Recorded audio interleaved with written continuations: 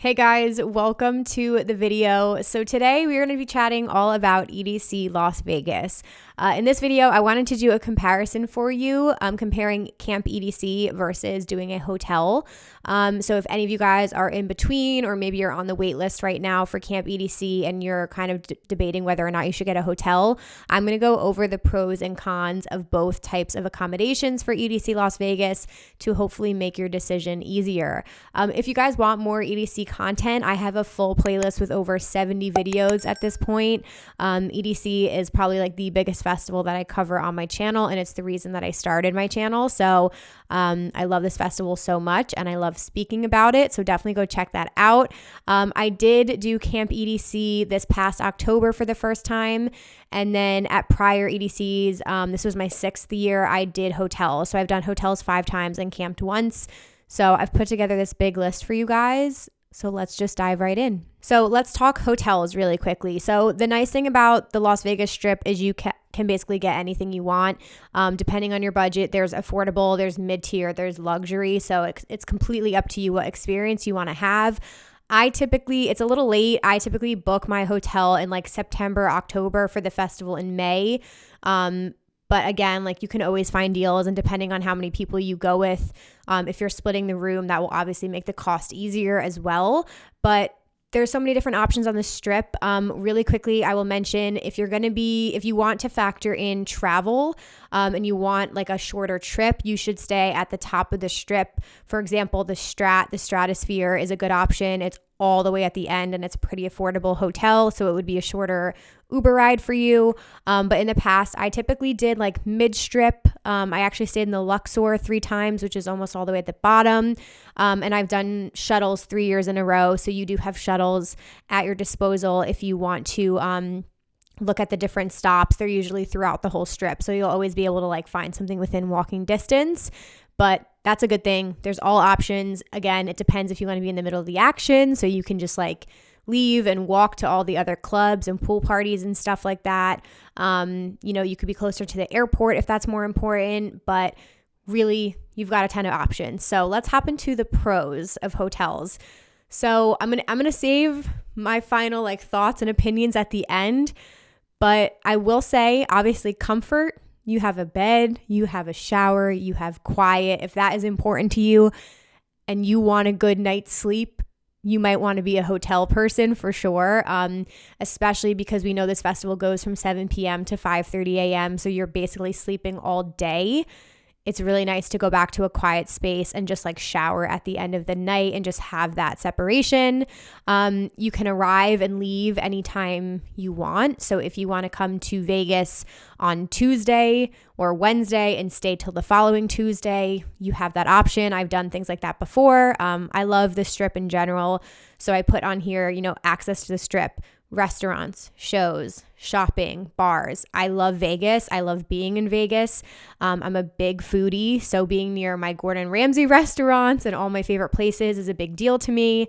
But there's so much at your disposal when you are on the Strip. Gambling, if you're a big gambler and you like the casinos, that's always fun as well.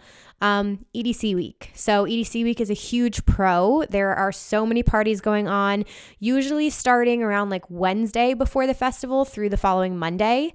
All throughout the Strip at the different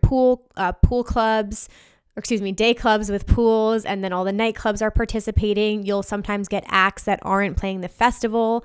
So that is really nice as well. And again, like you really can't beat a pool party. That's like my jam. I love the pool parties. So really, really fun events going on for that. Again, if you're a nightclub person and you like that and you want to come on like Wednesday before, you can go experience like really, really insane, like world famous clubs in Vegas. And again, like I mentioned, separation from the event. So if you're the type of person who wants rest and recovery, you want that space, you want a nice bed, really good pro. And then again, transportation options. So you have a ton. You can drive if you want to and park at the festival. You can take Ubers, you can take shuttles. I've never done driving. I've done shuttles 3 years, I think. And then I did Ubers 2 years, or was it? Yeah, I think that's how it was. Pros and cons to all that. I have separate videos on Ubers and shuttles, but the options are there. That's the point. The cons. My biggest con for staying on the Strip is the traffic. I've never had a good experience with traffic in the 5 years that I stayed on the Strip. You're always going to hit it. Some days are better than others, but it takes a while to get to the festival, whether it's an Uber or a shuttle. It just is the way it is. So that's why sometimes it can be better to stay at the top of the Strip so you eliminate some of the traffic. But it sucks. It sucks getting to the festival, and leaving sucks as well. It takes forever to get home. You're not as involved in the community. It's kind of hard to say because some of the hotels, like the Luxor, for example, they had the iHeart Raves pop-up rave shop there. So a lot of ravers stayed in that hotel. And again, if you do EDC week, you're going to meet all like EDC people there. But if you stay at camp, obviously, like you're fully immersed with all the EDC people. So that's the only thing I said. Like the separation can be a good and bad thing. It depends on like how involved you want to be.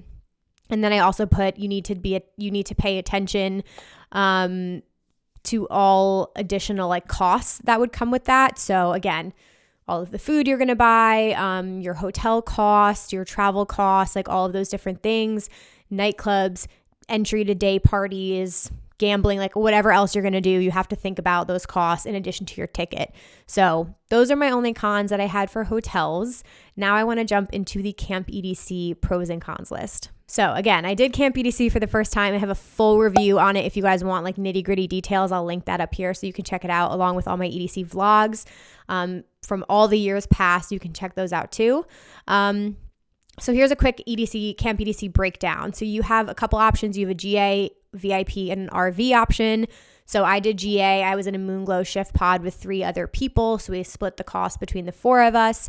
The VIP camping is a little nicer. Usually you get, I think it's like an air mattress, and they give you bedding. And you're supposed to have like separate bathrooms and stuff like that. So that's like a little bit more expensive. Those are the Desert Rose shift pods. And then RVs, that'd be your own cost to rent the RV. Then you have an RV pass. You have the hookup costs, but you're in an RV. So it's a little bit nicer than being in a tent. Everything is all in one. So you get your festival ticket, your camping pass, your parking pass, and then everything that happens on site. So there's a pre-party on Thursday night, and there's all these pool parties. That's all included in your Camp EDC ticket. Additional stuff on site, you pay for your own food, any other services. There's vendors, you can buy merch and shit like that. There's a general store. You have to pay for all of that out of pocket. Food is on site though, just so you guys are aware. And then there's a separate entrance to EDC. So Camp EDC has its own security line and things like that, which we'll get into in a second. And you can only stay there Thursday through Monday. So this is what I said, which is a pro to the hotel. If you guys wanted to come to Vegas early, which is what I did this past year, we came on Wednesday. So we stayed at the Aria on the Strip on Wednesday, and then we drove over to Camp EDC Thursday. So if you want more time in Vegas, you can't get there any earlier than Thursday. Let's talk pros of camp. I'm going to throw this out there. The biggest fucking pro, in my opinion, top selling point is the convenience. Okay? Remember the traffic thing we talked about? That doesn't exist at Camp EDC. You're one and done. You are there. You don't have to leave. You don't have to sit in an ounce of freaking traffic. You don't have to worry about Ubers, shuttles, nothing.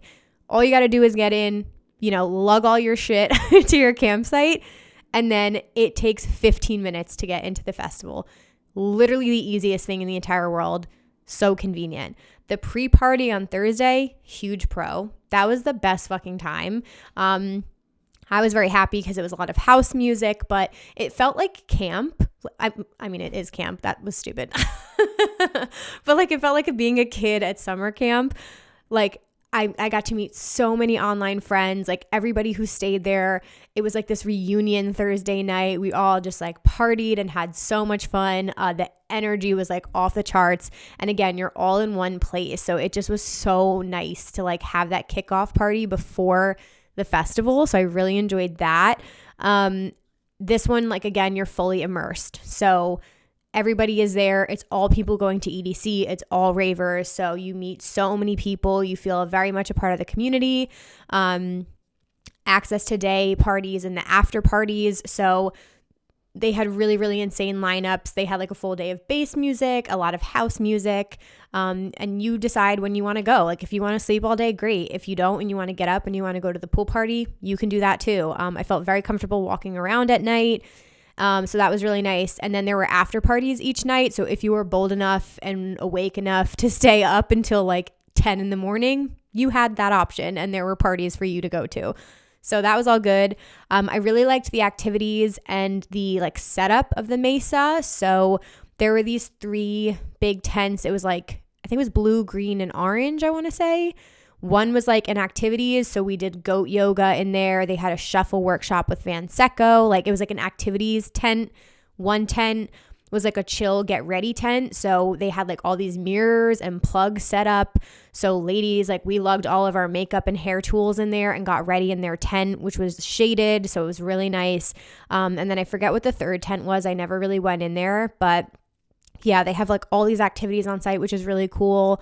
Like I said, all these vendors. So if you want to go buy outfits or anything, I got my hair braided by Squad Goals Beauty. Highly recommend doing that. You just need to make an appointment in advance. Otherwise, you will be sitting on the line for hours. So really, really impressed with that. And again, you had lots of food options and things like that. And you can go in and out of the event. So huge, huge pro. Cons. Let's talk cons because it's not all rainbows and butterflies, okay? Probably my biggest con was the noise. So this was my first time doing a camping festival. Lessons learned for sure. I definitely did not bring a comfortable enough sleeping arrangement. I brought like the thinnest mattress pad. I brought the worst fucking pillow. I didn't bring good earplugs. So I set myself up for failure basically, but it is extremely loud. We were not even near the mesa and I could hear the after party. You are also next to the Nellis Air Force Base. So almost every single day you were awoken by the jets flying overhead with the loudest engines you will ever hear in your entire life. So those were your alarm clock at like 7 in the morning every single day. So a lot of noise. Plus, you never know who your neighbors are going to be. We were very close to the RV camp and they have their own like renegade camp stage. They played music 24/7. It was so loud. So you need earplugs, good earplugs, good sleeping bag. Like if you're in GA, like bring really comfortable sleeping arrangements. The heat was the second biggest con. Again, some of you guys might know about the air conditioning debacle, but basically there was a huge miscommunication and Insomniac decided not to put air conditioning units in the tents this year. So it was pretty freaking hot. We had to sleep with like all the windows and doors open. But just in general, even in October, it was hot. So you guys like be prepared for that. The food, I would say, I was very disappointed in the food overall. I talked about this in the review. Quickly, it was very fucking expensive for not really good quality food. Almost everything I tried wasn't worth the $20 that it cost me per meal. There was one chicken and waffles truck that was fucking bomb and I got it like 3 days in a row. But other than that, was not happy with the food and was not thrilled with the pricing of the food. The showers and stuff were actually okay. I honestly didn't have too many complaints about that and they were free and I kind of went at hours where it wasn't that crowded, so I never really had to wait. So that actually like it's not really a pro, but it's not really a con. They were just like fine for me. You do need to bring in everything that you want. So, you can buy stuff on site if you like run out of liquor and things like that. You can buy ice on site. There's a general store, but you do need to like lug in everything that you need. So like additional food, all that stuff. Security and stuff like that were actually pretty like big breeze, but it was like a very rocky surface that you had to like drag your suitcases over. So I broke the wheels on my suitcase. So the walk in was definitely like a little bit of a struggle, but again, once you're in, so it's so worth it. And then the last thing I have as a con, it's a little bit harder to leave. Like you don't really have access to the strip. I think you could if you wanted to leave and go, but like most people wouldn't. Like once you're there, we have everything that we kind of need. But yeah, if Vegas is a big deal to you and you really do want to be near like restaurants and the EDC week pool parties and all that stuff, you don't have that much access to it. So those are all of my pros and cons. My final thoughts and opinions, honestly, I don't want to sway you one way or the other because I think it completely comes down to knowing yourself and what will make you happy. So I am personally going to do Camp EDC again in the future because of the ease and the convenience of it. because I've suffered through the traffic for 5 years in a row. However, I will always go early to Vegas to stay in a hotel on the Strip at least for one night so that I can get like my Vegas Strip fill in. But for a lot of people, hotels is like the way to fucking go. So think about it. Let me know if you guys have any questions. Leave me comments down below. I'm happy to go into this topic a little bit more. And again, please check out my EDC Las Vegas playlist. I've covered so many different topics. So if you have questions, I probably have a video already addressing it. Give this video a thumbs up if you enjoyed it. And if you're new here, I would love it if you would hit the subscribe button down below so you don't miss out on any new videos coming out. Thank you guys so much for watching, and I will see you in my next video. Bye, guys. Fall into you.